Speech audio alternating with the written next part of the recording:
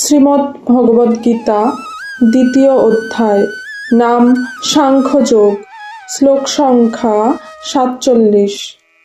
কর্মণ্যেবাধিকারাস্তে মা ফলেষু কদাচন মা কর্মফলহেতুর্ভূর মা তে সঙ্গোস্ত্বকর্মণি। ভগবান শ্রীকৃষ্ণ অর্জুনকে বলছেন, তোমার কেবল কর্ম করার অধিকার আছে, কিন্তু তার ফলের উপর কখনো অধিকার নেই।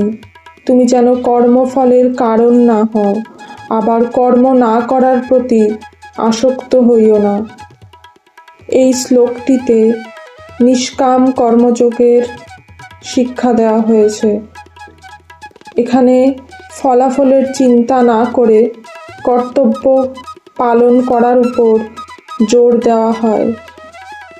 রাধে রাধে। ওম নমো ভগবতে বাসুদেবায়।